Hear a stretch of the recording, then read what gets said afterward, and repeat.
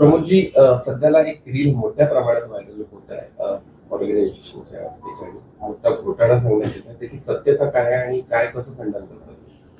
काय आहे की असा कुठलाही घोटाळा किंवा काहीही झालेलं नाहीये.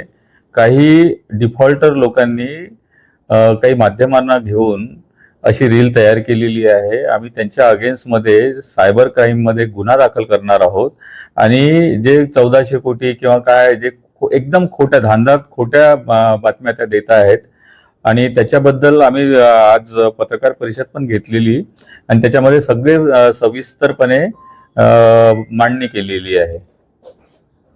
डिपॉझिट 1600 कोटीचा आहे, तुम्ही असा दावा केलेला आहे आणि नेमकं ह्या 1400 कोटीचा घोटाळा का बरं कशामुळे करण्यात आला? खोटं हा जे म्हणते आहे एक कुठलं तरी चॅनल आहे युट्यूब किंवा काय असेल तर ते खोटं बोलतात आहे आणि आम्ही त्यांच्यावर मानहानीचा दावा सुद्धा करणार आहोत आणि सायबर क्राईम मध्ये गुन्हा दाखल पण करणार आहोत.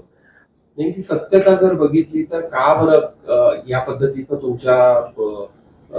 तुमच्या विरोधात ही रील व्हायरल करण्यात आली असं आता मला माहित नाही आहे, पण आता ते भेटले पण नाही मला आणि त्यांनी विचारपूस पण केलेली नाहीये. आम्ही त्यांनी जर विचारलं असतं तर आम्ही सविस्तरपणे त्यांना सगळं सांगितलेलं असतं. गेल्या 7 दिवसात काहीतरी अमाऊंट जी आहे जवळपास 70 ते 75 करोड रुपये मायनस करण्यात आले, म्हणजे विड्रॉल करण्यात आले.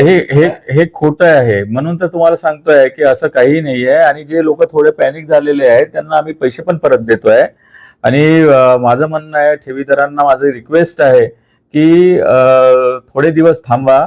तुमचं दूधचं दूध आणि पाणीचं पाणी झालेलं दिसेल. आम्ही कुठल्याही इन्क्वायरीला सामोर जाण्याची आमची तयारी आहे.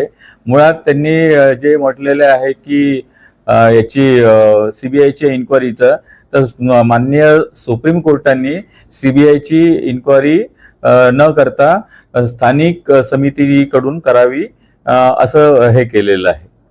ज्या युट्यूबवरनी ही रील व्हायरल केलेली आहे त्याला तुम्ही काय म्हणाल? नाही, आम्ही त्यांना सायबर क्राईम मध्ये त्यांच्या विरुद्ध गुन्हा दाखल करण्याचं आम्ही करणार आहोत आणि त्याच्यावर मानहानीचा दावा पण 100 कोटीचा आम्ही करणार आहोत. ठेवीदारांना काय आश्वासन?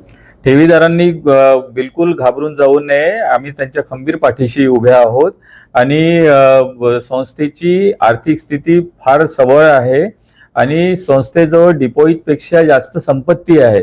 त्यामुळं त्यांनी घाबरून जाण्याचं काही कारण नाही.